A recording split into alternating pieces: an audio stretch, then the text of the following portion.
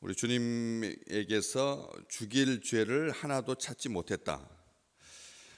누가 이렇게 죽일 죄를 하나도 찾지 못했느냐? 사람들은 예수 그리스도를 여러 가지 명목으로 고발했습니다. 사람들 중에서 예수 그리스도에 대해서, 하나님의 아들에 대해서, 메시아에 대해서 가장 잘 연구하고 그 위에 있는 말씀 보는 것처럼 안식일마다 외우는 바 선지자들의 말을 알지 못해서 예수를 정죄하여 선지자들의 말을 응하게 한 그런 사람들은 이렇게 예수 그리스도를 고발했죠. 백성을 미혹하고 납세를 거부하고 자칭 왕이라고 하고 백성을 선동했다, 백성을 미혹했다, 신성 모독자다, 이렇게 하면서 예수 그리스도를 흉계로 잡아 죽이려고 모의를 했다. 성경은 그렇게 기록하고 있습니다.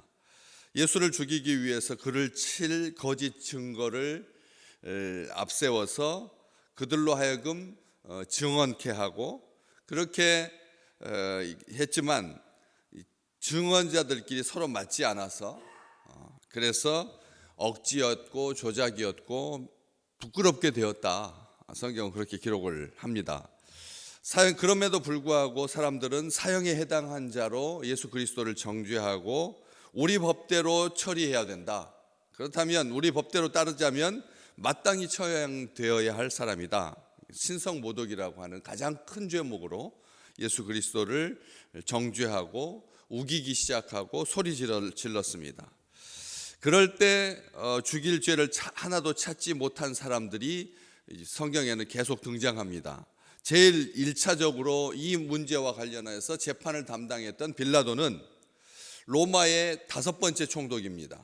로마의 5대 총독으로 그 지역, 그때 그 당시에 이 예루살렘 지역을 관할하고 있었던 그런 총독인데, 그 총독이 3번에 걸쳐서 예수 그리스도가 죄가 없다라고 말합니다. 누가는 이걸 여기 지금 누가복음을 기록했던 누가가 이 사도행전도 기록하고 있는데, 누가복음에 보면 첫 번째, 이 사람에게는 죄가 없다, 강하게 말합니다. 죄가 없다고 말합니다. 두 번째는 이렇게 말합니다. 이 사람에게서 죄를 찾지 못했다.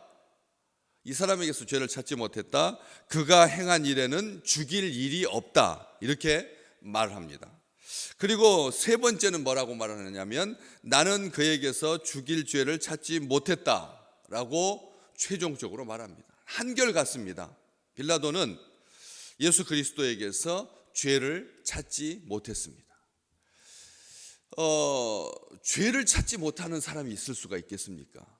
죄를 찾고자 한다면 이 지상에 존재하는 어떤 사람이 죄가 없다고 할 수가 있겠습니까? 죄를 찾으려고만 한다면, 게다가 제국을 대신해서 와 있는 사람, 로마의 이 수사망, 로마의 첩보망, 로마의 이 피정복민들을 다루는 방법에 있어서 죄 찾는 것보다 더 쉬운 게 있겠습니까?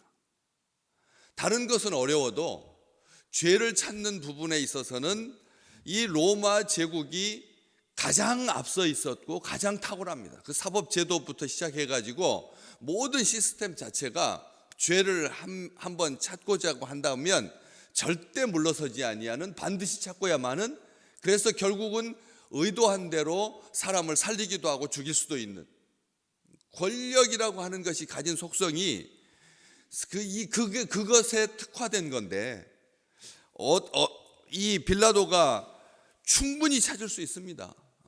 걸고자 하면 안 걸릴 게 없습니다. 그런데도 불구하고 빌라도가 대표인 거죠. 예수 그리스도에게서 죽일 죄를 하나도, 누가는 그렇게 말합니다. 죽일 죄를 하나도 찾지 못했다. 뭐 두서너 개가 아니라 한두 개가 아니라 하나도 없다, 전혀 없다, 이렇게 기록을 하고 있습니다. 죽일 죄를 하나도 찾지 못했다. 나는 그에게서 죽일 죄를 찾지 못했다. 그랬더니 사람들이 그 죽일 죄를 찾지 못한 이 상황에 어떻게 반응을 합니까? 우리 같으면 어떻게 사람인데 죽일 죄가 하나도 없단 말인가? 이런 의문을 품을 수는 있겠죠. 사람이 살다 보면 의식 중이든지 무의식 중이든지 죄를 범할 수가 있으니까, 그래서 이 판결은 이런 판단은 하나님이 아니면 사람에게서는 찾을 수가 없다라든지 여러 가지 말들, 반응들이 있겠는데, 예수 그리스도에게서 죄를 하나도 찾지 못했을 때 사람들이 했던 반응은 더욱 강하게 말하고 일제히 큰 소리로 외치고 끈질기게 예수 그리스도를 십자가에 못 박아야 한다고 그렇게 소리를 질렀습니다. 사람들이 하는 반응을 보십시오. 다른 사람이 죄가 없다라고 판정을 받았을 때는 그것에 대해서 여러 가지 말들이 있을 것입니다. 그렇죠? 사람에게서 죄를 찾지 못했는데 하나도 찾지 못했다라고 말하면 너무 과하다라든지 뭐 여러 가지 그런 표현을 쓸 텐데, 예수님에 대해서 총독이 죄가 없다, 하나도 없다 이렇게 말했을 때 사람들의 반응은 아주 경악스러운 반응을 보입니다. 어떻게 이렇게 천편일률적으로 모든 사람이 한결같이 이런 반응을 보일 수가 있을 만큼 정말 대단한 반응입니다. 인류의 역사에 있어서 어떤 한 사람에 대해서 이런 판결이 나왔을 때 사람들이 보인 반응이라고 하는 것은 사람마다 다 다를 수도 있을 텐데 어떻게 이렇게 한결같을 수 있을까? 더욱 강하게 말하고 일제히 큰 소리로 외치고 끈질기고 집요하고 강하게 그렇게 예수를 십자가에 못 박아야 한다고 빌라도에게 요구를 합니다.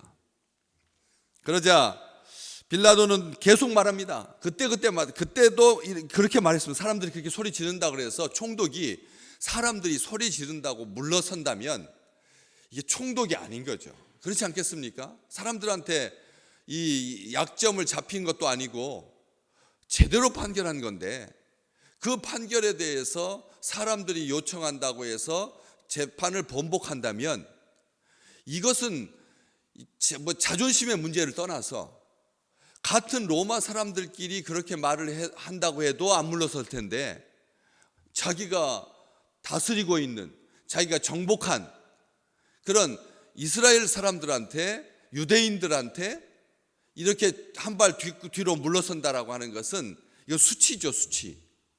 다른 사람에게가 아니라 자기들이 때려잡은 사람이고 자기들이 정복한 사람이고 자기들이 지배하고 있는 사람인데, 그 지배받고 있는 사람들이 소리 지른다고 해서 놀라거나 뒤로 물러선다면 이건 총독의 자질이 없는 겁니다.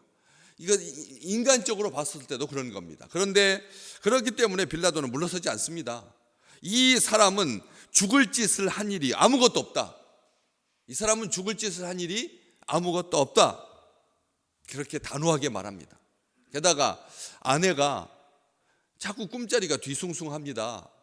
저 선한 사람, 저 의로운 사람을 그렇게 함부로 대하지 마십시오. 내가 힘들었습니다.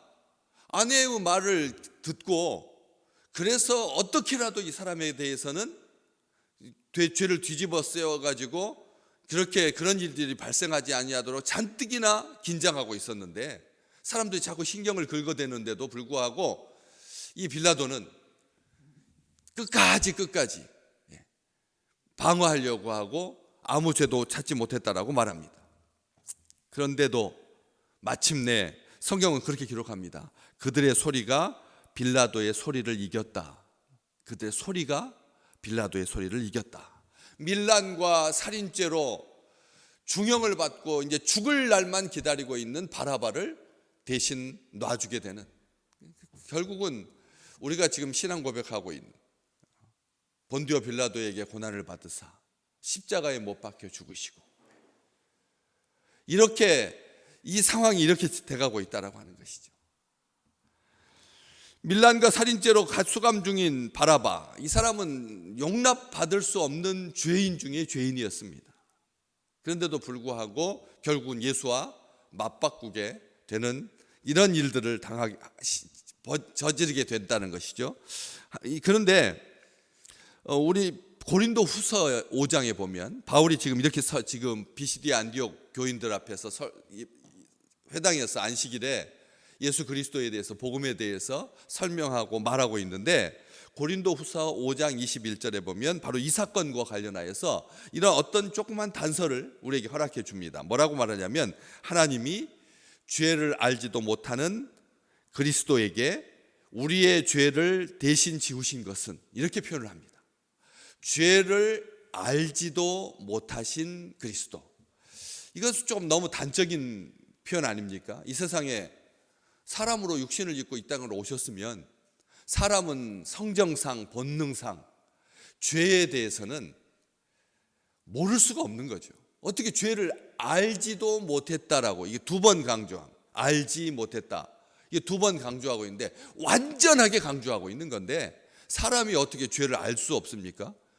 3살만 돼도 2살만 돼도 죄를 저지르고, 죄가 뭔지 아니까 양심의 가책을 받아서 엄마하고 눈도 못 맞추고 하는 거지, 어떻게 사람이 죄를 모를 수가 있겠습니까?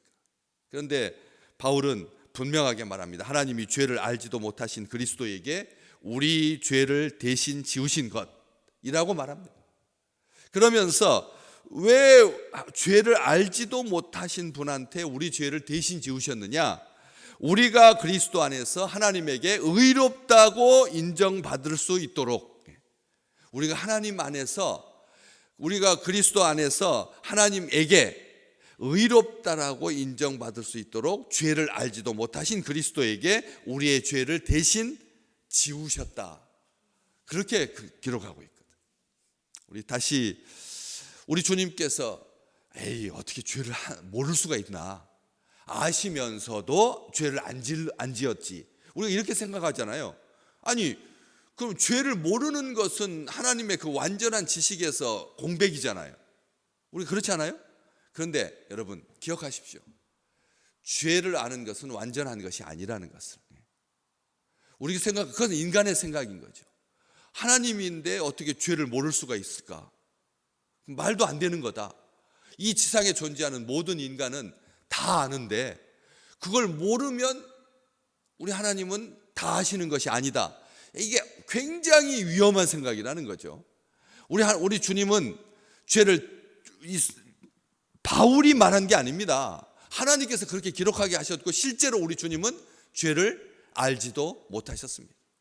그런데 사람들이 어떻게라도 에이, 죄를 아는 게 많이 아는 거야. 여러분, 그렇지 않다는 겁니다. 죄를 모르시기를 주의 이름으로 축복합니다.